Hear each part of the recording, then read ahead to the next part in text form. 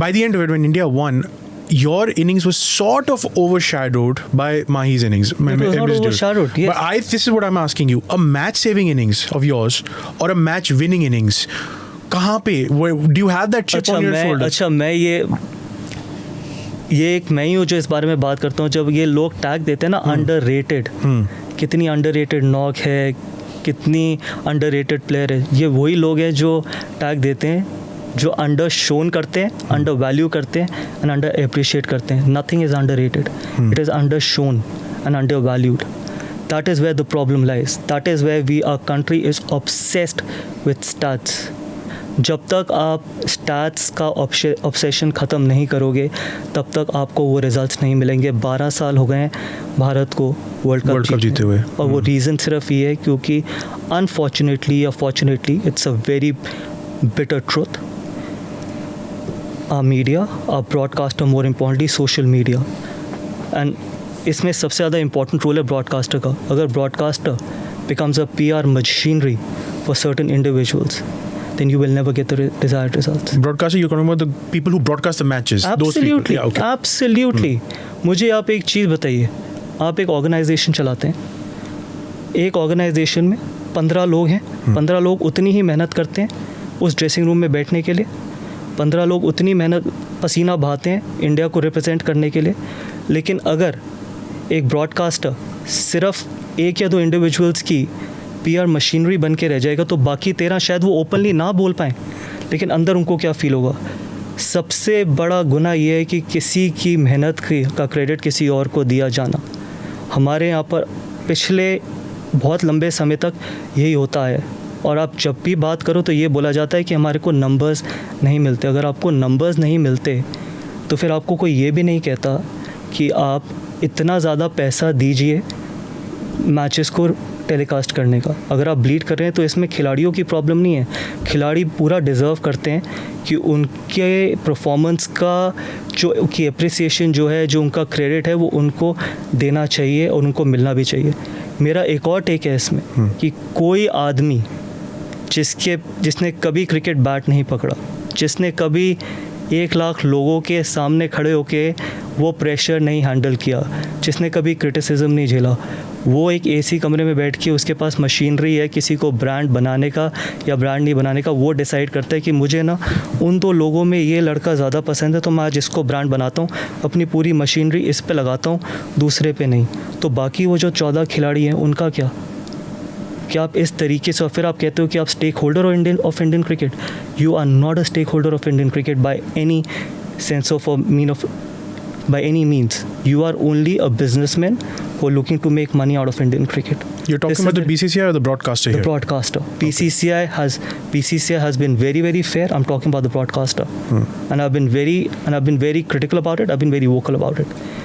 Broadcaster can never be a PR machinery. A broadcaster needs to be fair to everyone sitting in that dressing room. Everyone. क्योंकि कोई कम मेहनत करके India नहीं खेल सकता. सब बहुत मेहनत करते हैं. सबके पास सबको राइट देना चाहिए, सबको इक्वली वैल्यू करना चाहिए, सिर्फ 1 या 2 इंडिविजुअल्स को नहीं. शायद कोई बाहर आके नहीं बोल पाएगा. हमारे यहाँ आजकल क्या होने लग गया, आप ये I think I am going to get a lot of flag for this, कि लोग माइक पकड़ के कुछ बोलते हैं, माइक नीचे रख के कुछ और बोलते हैं. आज सबसे बड़ी चीज़ क्या है, आज आप किसी को नहीं भी लाइक करते लेकिन आपको उसके बारे में इसलिए सोशल मीडिया पे बोलना पड़ता है क्योंकि आपको फॉलोअर्स चाहिए. सोशल मीडिया डिसाइड करती है, आपके फॉलोअर्स डिसाइड करते हैं कि आपको कितना क्रेडिट मिलना चाहिए, कितना क्रेडिट नहीं मिलना चाहिए. This is not right. This is not how you will go on to win the world cups. This will not happen. जब तक हम 15 या फिर वो जितने खिलाड़ी उस ड्रेसिंग रूम में हैं सबको एक लेवल पे, एक इक्वल लेवल पे नहीं देखेंगे, तब तक हम जितना मर्जी बात कर लें, जितना मर्जी कहते हैं इंडिया 12 साल से वर्ल्ड कप क्यों नहीं जीता, ICC ट्रॉफीज़ क्यों नहीं जीती, ये जवाब सिर्फ उन खिलाड़ियों ने नहीं देना. ये जवाब, इस सवाल का जवाब मीडिया से लेके, ब्रॉडकास्टर से लेके, सोशल मीडिया से लेके, मेरे जैसे एक्सपर्ट्स से लेके, नॉर्मल पब्लिक से लेके सबको देना है कि क्या हम इंडिविजुअल ऑब्सेस्ड नेशन है या टीम ऑब्सेस्ड नेशन है.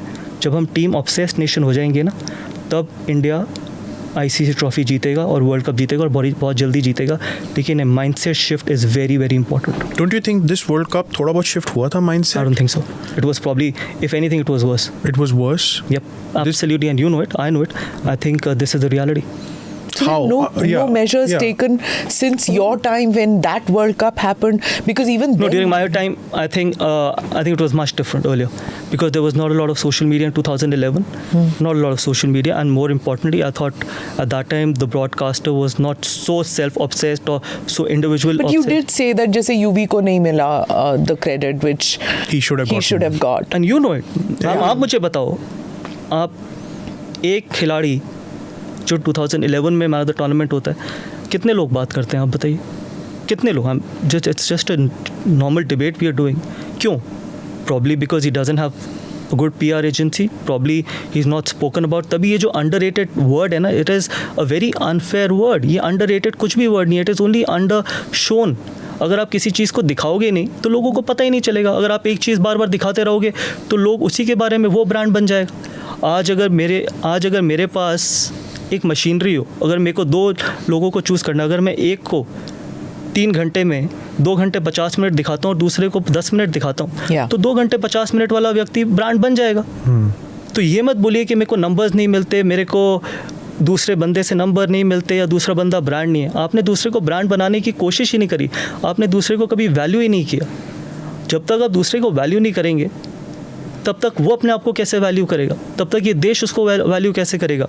इस वर्ल्ड कप में एक चीज़ बहुत अच्छी हुई है, and I am very pleased about it, कि कम से कम अब हम एक बैटिंग ऑब्सेस्ड नेशन से बॉलिंग ऑब्सेस्ड नेशन बन गए हैं.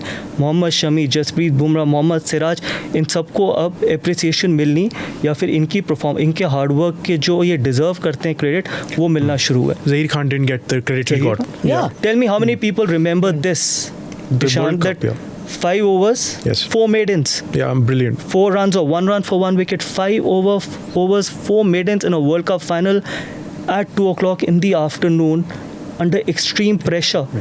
Who knows about it? And you know, I come from a generation which used to envy Pakistan silently कि यार उनके इतने फास्ट bowlers हो सकते हैं, छोटा सा मुल्क है, why can't we produce? You know, I belong to that generation which is, and I thought कि ठीक है, by the time I have kids, by then तो हो जाएगा, like, you know, but it didn't for decades together.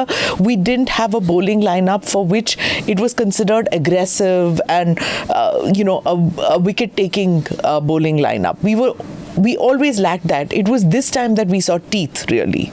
That's why I said that one good thing that has happened in this World Cup is that we've started talking about our bowlers, and it was high time. It was high time because अगर ऐसे ही चलता रहता तो शायद आगे आने वाले समय में कोई बॉलर बनना ही ना चाहता. क्योंकि अगर आप सिर्फ बैट्समैन की ही बात करोगे, अगर आप सिर्फ बैट्समैन से ही ऑब्सेस्ड होगे और उन्हीं को दिखाते रहोगे, तो फिर कौन बॉलर बनना चाहेगा.